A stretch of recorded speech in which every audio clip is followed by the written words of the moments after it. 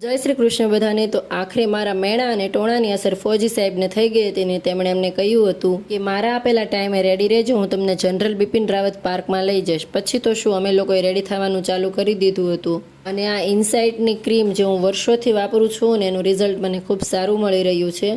તો મને તો બીજો કોઈ મેકઅપ તો આવડતો નથી, બસ લીપા પોતાઈ કરવાની હોય, ટપકા ટપકા આખા ચહેરા પર કરી દીધા અને એને બસ સરસ મજાના આખા ચહેરામાં ફેલાવી દીધા હતા।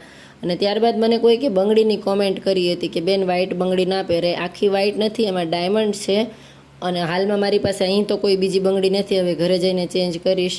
અને આ ઇનસાઇડની જ લિપસ્ટિક 38 નંબરનું છે ન્યૂડ શેડમાં। અને મેં વાળ ખુલ્લા કેમ ન રાખ્યા અને ચોટલો બાંધ્યો એનો મેં મોટા વિડીયોમાં કારણ મૂક્યું છે અને ચોટલો ગૂંથવામાં પણ આટલા બધા વાળ જતા રહ્યા। ત્યારબાદ મેં ધર્મને રેડી કરી નાખ્યો અને જસ્ટ અમે મા દીકરો રેડી થતા હતા ત્યાં તો ફોજી સાહેબ તેમના ટાઈમે પહોંચી ગયા અને કીધું કે મારા ટાઈમે તૈયાર છો કે નહીં? મેં કીધું બિલકુલ છીએ।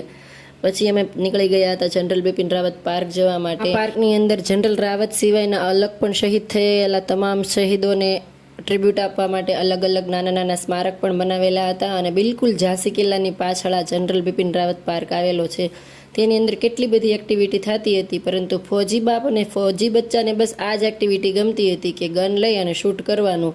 મેં કીધું હવે હું આમાંથી કંટાળી છું, બીજી એક્ટિવિટી તરફ જઈએ, પરંતુ બાપ બેટા તો આમાં જ ચોંટ્યા હતા। હું પરાણે તેમને ખેંચીને બીજી એક્ટિવિટી તરફ લઈ ગઈ હતી।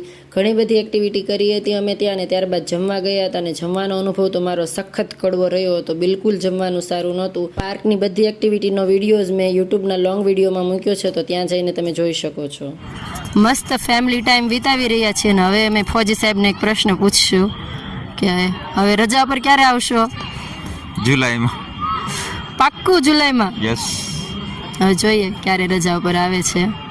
અને ધર્મને તો બેસવાનું બિલકુલ મન નથી થતું, બધી એક્ટિવિટી કરી લેવી છે।